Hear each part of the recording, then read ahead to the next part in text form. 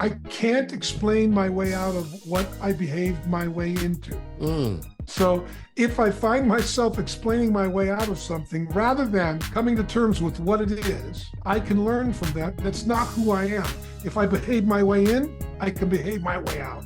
I get it. But I've got to be clear about where I really am. Otherwise, I'm going to be lost because I think I'm one place when I'm not. How one knows is by the feedback because they don't want to. Hello. Welcome to another knowledge bomb episode of Lead to Greatness, where we believe in helping others reach their greatest potential and together change the world. And if this is your first time, don't forget to subscribe. Hit that like button, hit the notification bell so you won't miss any of these amazing episodes. And if you're on iTunes, go ahead and rate the podcast and leave a review. That helps get the word out to great leaders and entrepreneurs like yourself.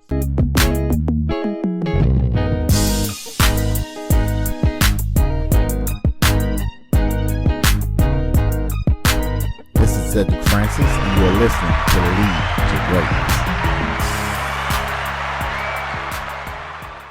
Well, my name's Dan Tocchini, and I am a co-founder of an organization called Take New Ground. You know, we do a lot of work with startup teams and organizations really all over the board. We've done Fortune 100 teams on down to new startups. A lot of work in the tech sector recently.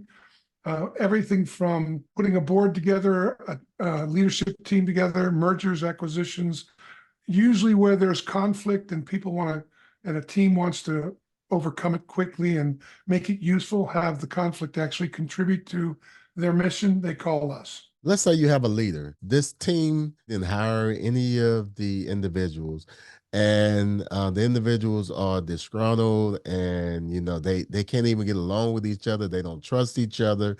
If you were giving that leader advice or helping that leader through the process, what would you tell the leader? I think the first thing I'd ask them is, what is it that they want to have? Not what do they think they can have, but if they had a clean slate, what do they want? And what is it they're committed to have with their team? What is the mission? What kind of relationship do they want to have with this team? How do they want their leaders to relate back to them?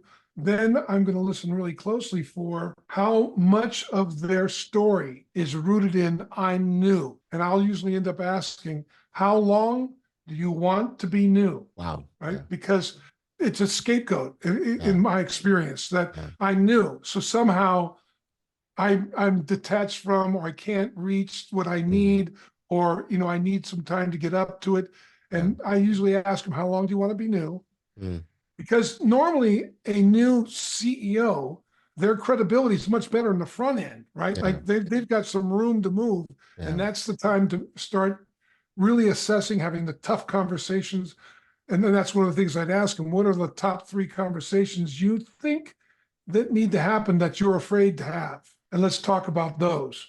Let's talk about what they mean to you, what you think they mean to the team if you have them, and what are the potential benefits and what are the potential prices, particularly the ones that are keeping you from having those conversations.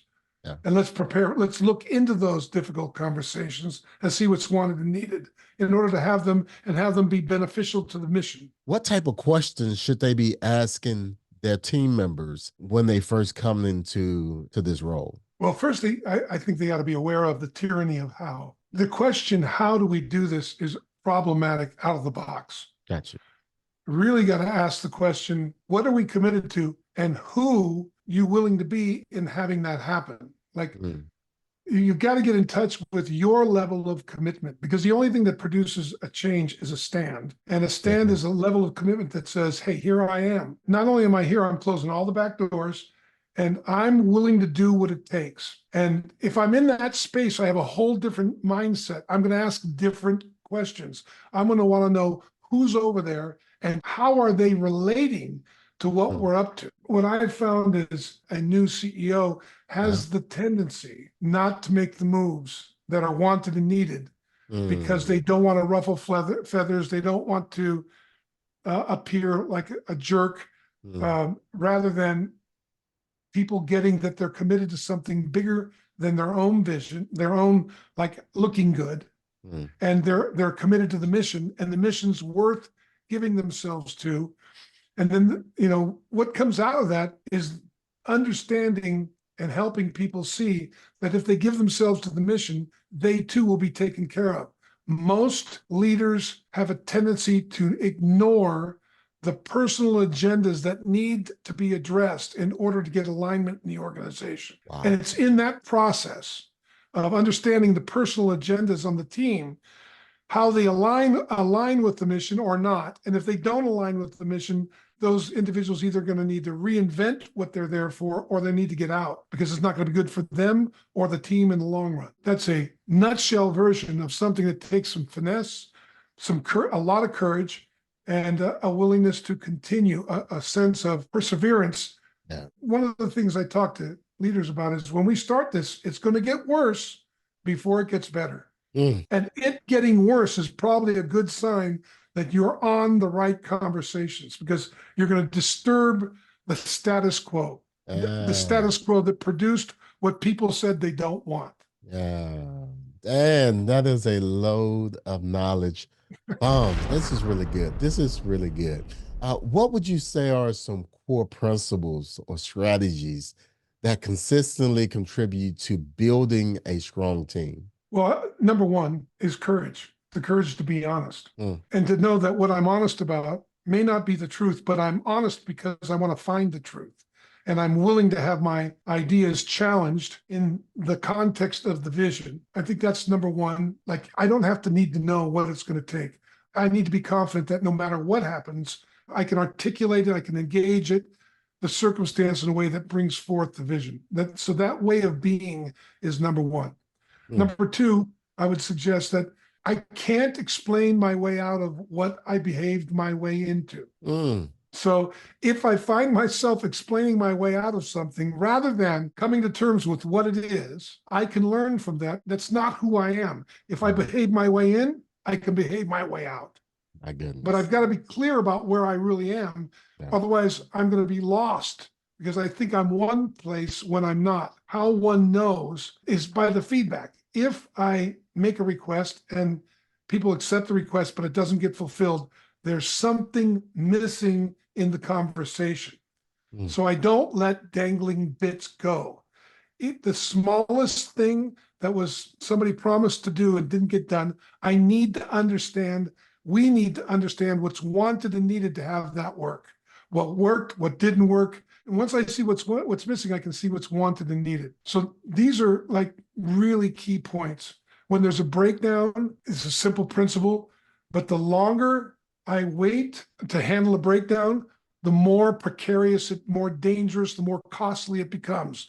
What you avoid today will defeat you later. Right? And so if that's in your mindset, when you avoid something, you're going to be disturbed by it. You're going to be troubled or perturbed to get to it. And it is disturbing when you don't want to have a conversation, when you think, oh, well, these guys ought to know this. I'm not a babysitter, which is a great cop-out. And what it really means is, I don't want to spend the time that's wanted and needed to get this straight. It ought to be them. And now I'm going to pull back or resign, or, and that's going to give them permission to continue to do what they've been doing that I said I don't want. And sooner or later, I'm going to blame them instead of really look at what was missing for me to have that conversation. Jeez. Because most of the time, I don't have to fire people. If I'm having these conversations, they either get excited to get up to it, or they leave, and they leave amicably because they get it's not for them, and we can have that discussion. Personal responsibility is, as soon as people start externalizing the situation, I know I got a problem, because that means they think circumstances are determining them rather than them determining who they're going to be in the circumstance for the sake of the mission. Dan, this is good. This is good. I understand when you're dealing with teams, those difficult conversations, because most people don't like the crucial conflict type of things. So let me ask you this. How do you prepare for difficult conversations? There are tensions that everybody has to navigate if they're going to work with a group of people to accomplish anything. And those tensions are often hard to distinguish because we're so busy trying to relieve the tension rather than accomplish the goal. Mm. And to accomplish the goal means I've got to navigate the tension. So let me give you an example of some of those tensions. One of them is, think about communication. Communication has a paradox. And the paradox is, think frankness, being straightforward, forthright, in the open, saying what I think. And then diplomacy, stating things in a tactful manner. That's a paradox. They seem like opposites, but they're actually interdependent. Because if I'm only forthright and I'm not diplomatic, I'll be blunt, and that can cause a lot of people to go underground, leave, not want to participate, etc. If I'm only diplomatic, I'll be evasive because I'm afraid to upset people, and then I'll be upset because I don't think people listen to me. I didn't get it done. But if I'm forthright and honest and diplomatic in a very balanced way, then I'll be able to create narratives that people can engage in. I'll be able to be hard on the problem and soft on the person. I'll be able to invite them, get shoulder to shoulder with them so we can get eyes on the problem rather than defend what didn't work or what I want them to do and argue that out, get polarized.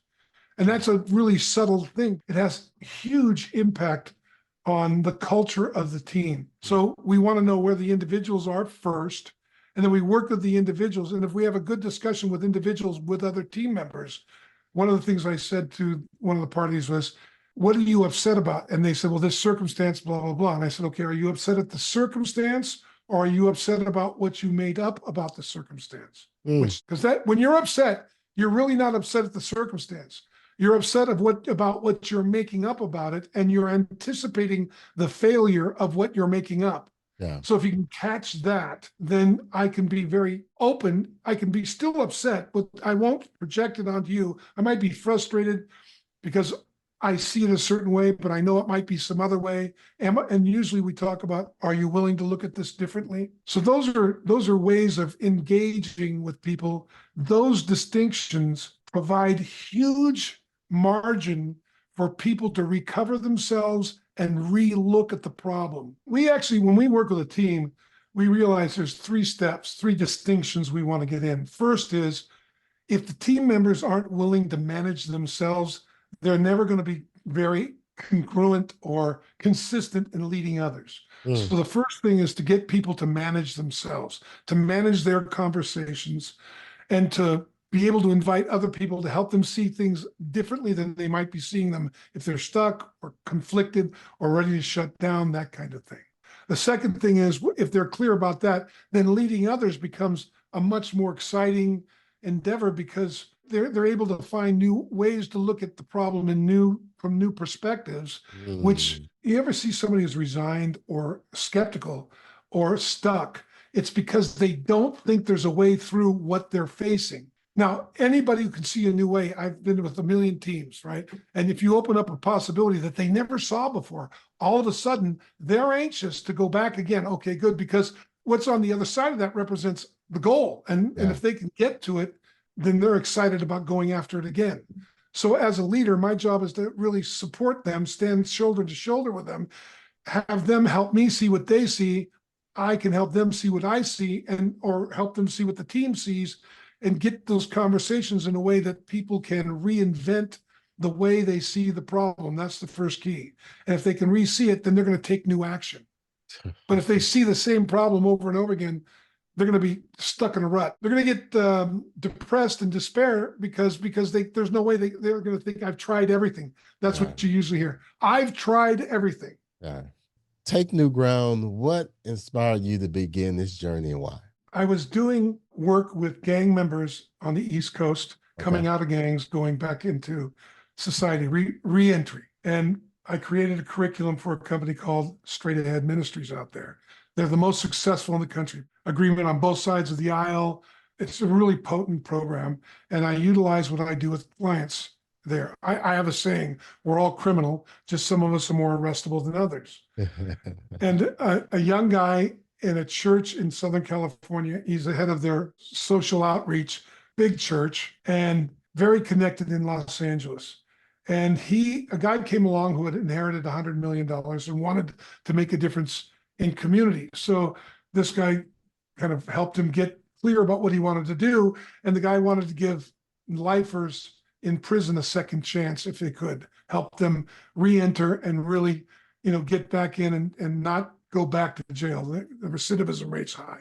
Wow. So they found out about me and approached me, and I went to work for them. We created a program in Soledad, and on our podcast, the Naked Leadership Podcast, episode 130, is an interview with one of the guys we trained in prison.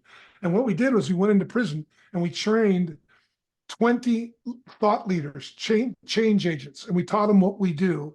And then we gave them a training to do, and they did one every week, and it transformed the prison. When they left prison, they were so successful at their training. The local colleges were sending their MBA students to come do their leadership training. And when they got out of prison, brother, it's called CROP, CROPE, and it's in California. They're written into the California budget. They get 35 million a year. The program's killing it. They've not had one person go back to prison. And so we worked together there, the guy who hired me.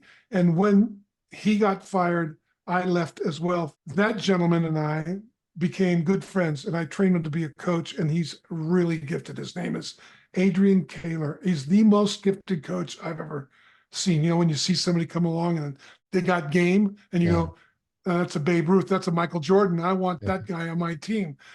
This he's amazing. He's 40 something. He's not a kid, but he's just a great guy and an unbelievable coach. And so we connected. He had built a coaching practice. I was out doing what I was doing after that.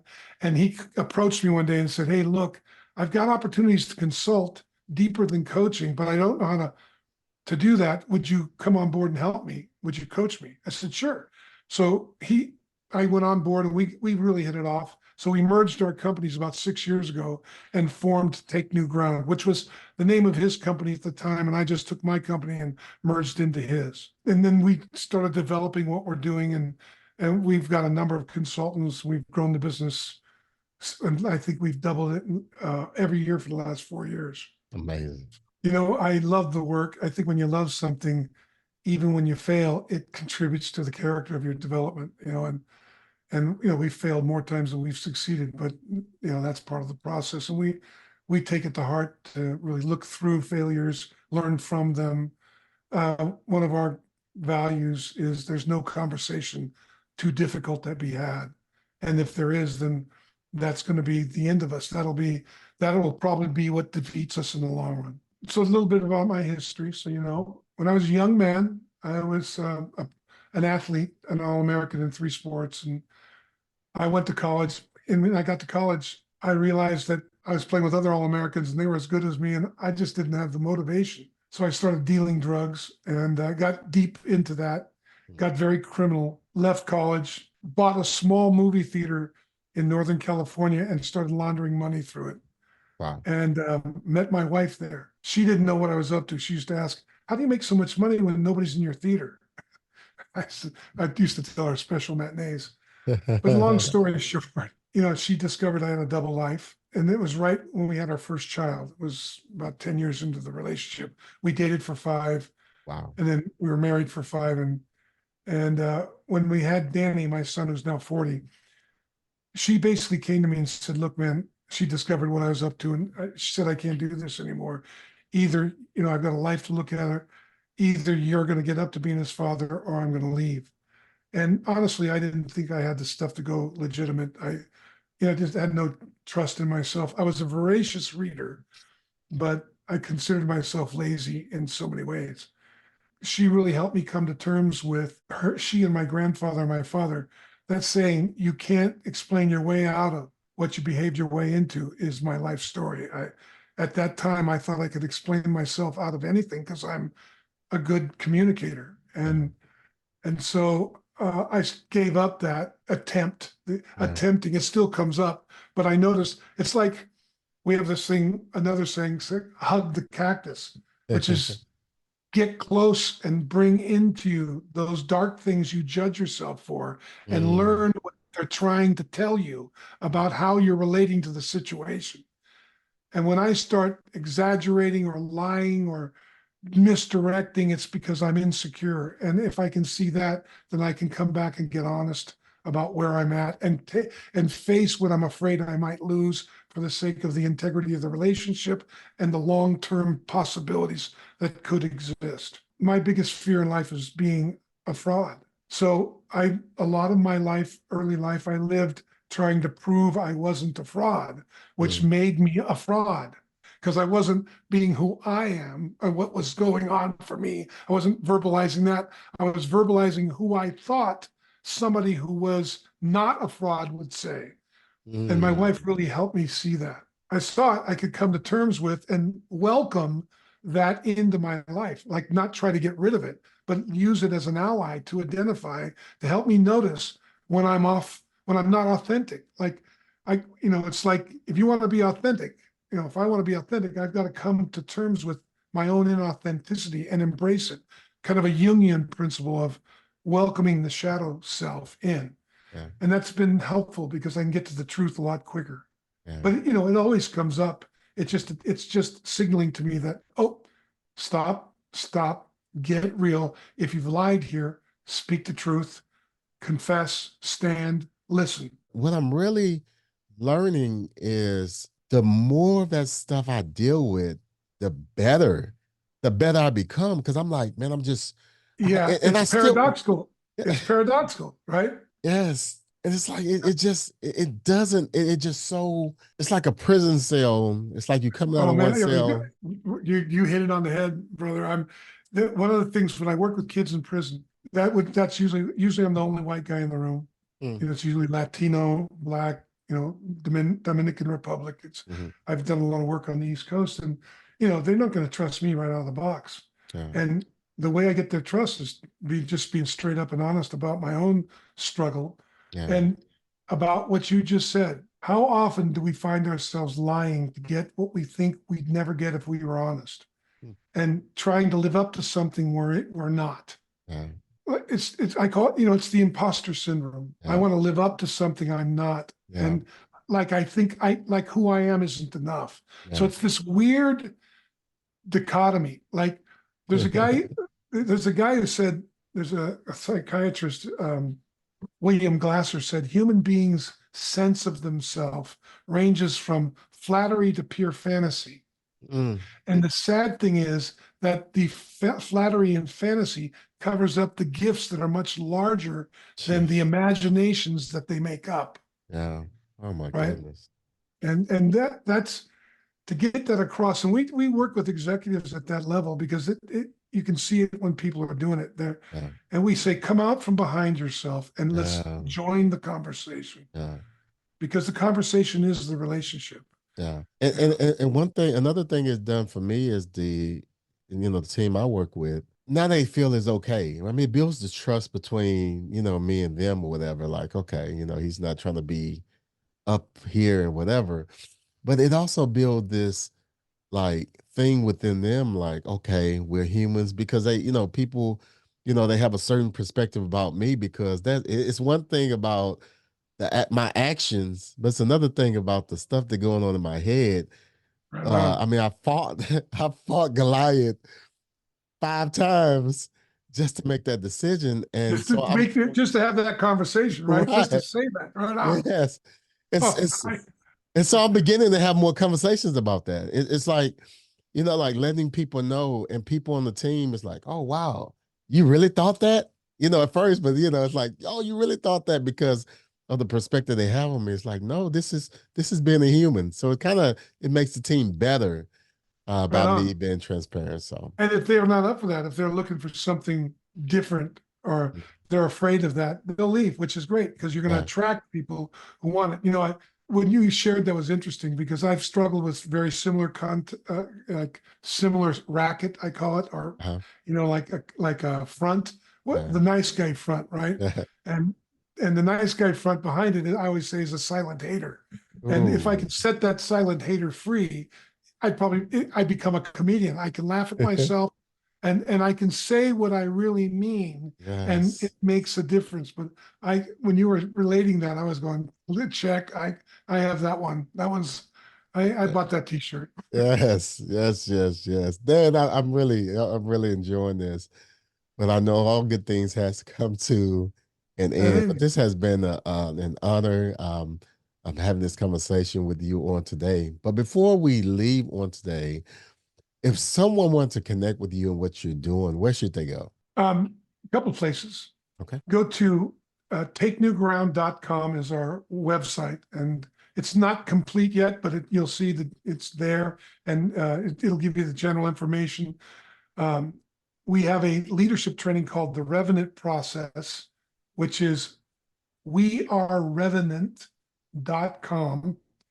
And it's an intensive that covers a lot of the principles we talked about today. It's like a gymnasium for the mind, for a relationship. And we do those 3 or 4 times a year. Our clients usually send their leadership teams through, or we have some general public to come through as well. We usually have it, they go up to about 40 people in the training. We have one in Boise coming up. I think there's 2 seats left in February. And then we have one in LA in April, and then one in Hawaii in June. Wow. And then the other thing is the Naked Leadership podcast on both Apple and Spotify. Over 5 years of episodes, over 200, I think 200 some episodes, who knows. But episode 130 is the one I think it would be it's really great to hear Richard Morales, the guy who came out of prison, and how he's developed what he's doing. I love that episode. Yeah, I wrote that down. Yeah.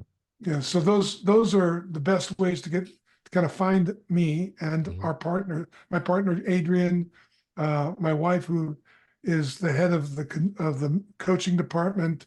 We've got a number of clients, a number of associate partners that are consultants. Yeah. So you can check us out there.